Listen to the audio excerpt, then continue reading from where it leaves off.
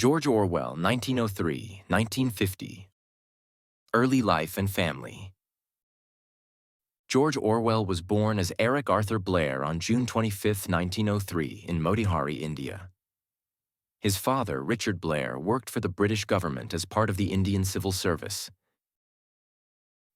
His mother, Ida Mabel Blair, was of French descent and cared for George and his two sisters. When George was 1 year old, the family returned to England, settling in Henley-on-Thames. As a child, Orwell was intelligent but shy. He loved reading and often wrote short stories and poems. His early education was at a small private school, where he stood out as a bright student. At the age of 8, Orwell was sent to St. Cyprian's, a prestigious boarding school. However, he experienced bullying and strict discipline, which left a lasting impression on him. These hardships gave Orwell a deep sense of injustice and shaped his future beliefs. Education and first steps in writing.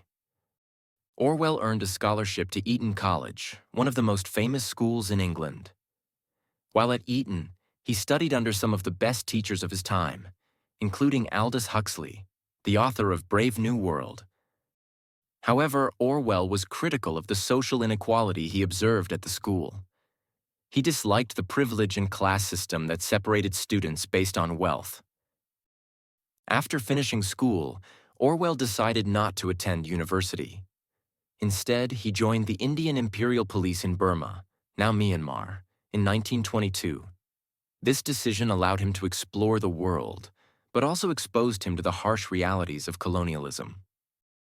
Orwell saw the unfair treatment of the local Burmese people by the British authorities, which deeply disturbed him. He later wrote about these experiences in his essay Shooting an Elephant and his novel Burmese Days, 1934.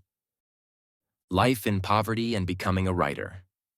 In 1927, Orwell resigned from the police and returned to England. Determined to become a writer, he chose to live among the poor to understand their struggles. He spent time in London and Paris, working in low-paying jobs such as washing dishes in restaurants and staying in cheap, overcrowded housing. Orwell used these experiences to write his first book, Down and Out in Paris and London, 1933. The book provided a vivid account of poverty and inequality and established Orwell as a writer who cared deeply about social justice. He continued to write essays and articles, focusing on the lives of the working class and the impact of economic hardship. Fighting for justice in Spain. In 1936, Orwell traveled to Spain to fight in the Spanish Civil War. He joined a socialist militia that opposed the fascist forces of General Franco. Orwell believed in fighting for freedom and equality, but he quickly became disillusioned by the infighting among the left-wing groups. Orwell was injured in the throat by a sniper's bullet and had to leave Spain to recover.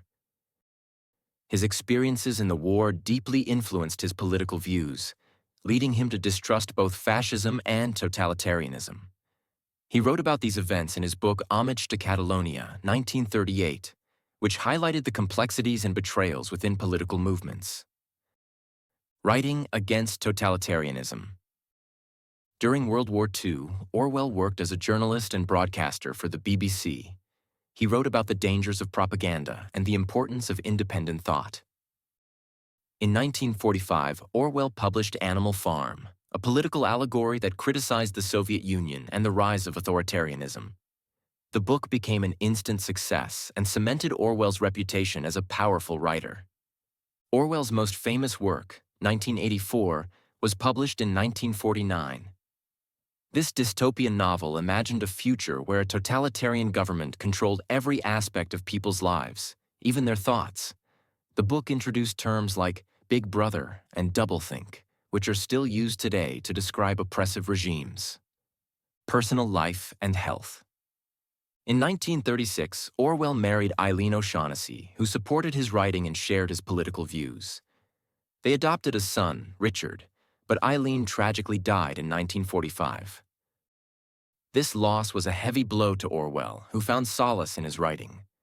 In 1949, he married Sonia Brownell, a literary editor, shortly before his death. Orwell struggled with poor health throughout his life. He suffered from tuberculosis, a serious lung disease, which worsened in his later years. Despite his illness, he continued to write, often working from his hospital bed. Orwell passed away on January 21, 1950, at the age of 46. Legacy and influence. George Orwell's work remains as relevant today as it was during his lifetime. His books, essays, and articles are studied in schools and universities worldwide. Animal Farm and 1984 continue to warn readers about the dangers of totalitarianism, censorship, and the loss of personal freedom. Orwell's clear and direct writing style has inspired generations of writers and thinkers. His commitment to truth and justice makes his work timeless. Even decades after his death, Orwell's ideas challenge us to question authority and defend our freedoms. Conclusion. George Orwell lived a life dedicated to understanding the truth and fighting for justice. His work reminds us that words can change the world. Important phrase: freedom is the right to tell people what they do not want to hear.